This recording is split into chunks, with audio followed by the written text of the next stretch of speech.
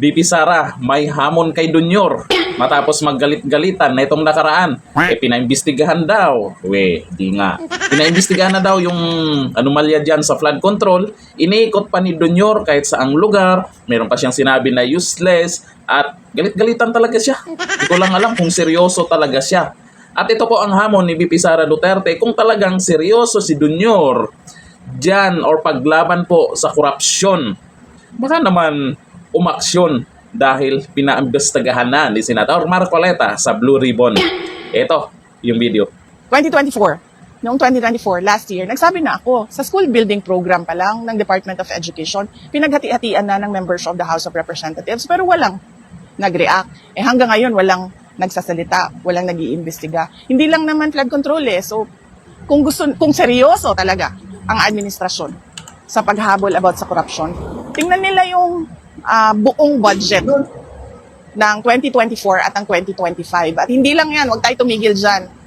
Sagutin yung mga blanco doon sa budget. Madami pa tayong questions. So, hindi lang flood control. Lahat.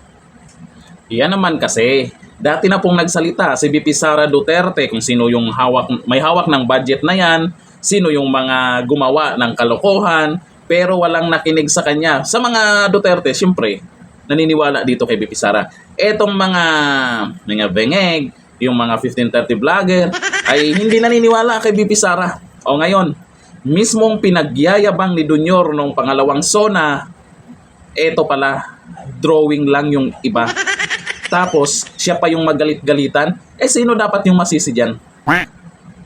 Siya yung pipirma sa budget na yan. Hindi niya inalam. Sa loob ng 3 taon, ngayon lang nag-react at nagalit-galitan. Sana Ang tanong dito, bakit nga ba binuwag o tinanggal ni Dunyor yung PACC, yung Presidential Anti-Corruption Commission na binuo po ni dating Pangulong Duterte? Kung seryoso talaga siyang labanan ang korupsyon na yan.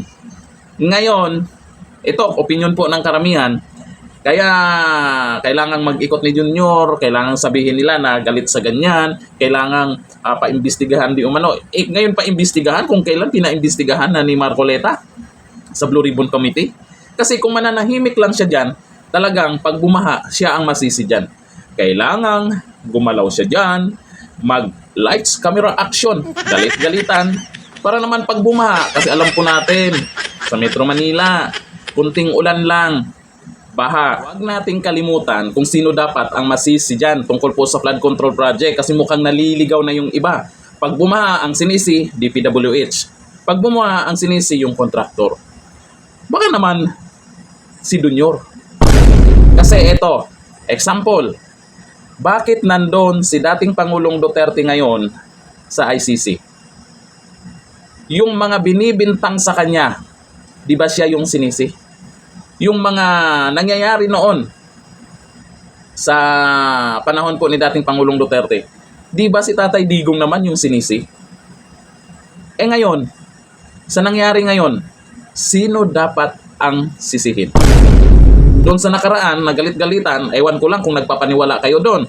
Kasi naman, ang dapat talaga sisihin ngayon, pag walang managot dyan sa korupsyon, kung walang managot dyan ng mga magna na politiko, lalo na dyan sa flood control project, ay malamang, alam na this. Yan ang mahirap Yan talaga ang mahirap pag nauuna yung yabang.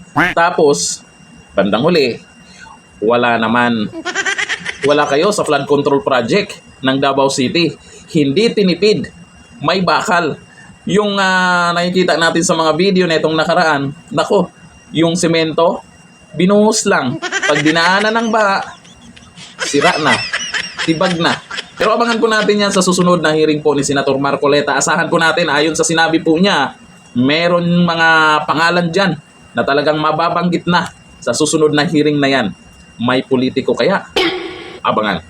Hanggang dito na lang. Thank you. Bye.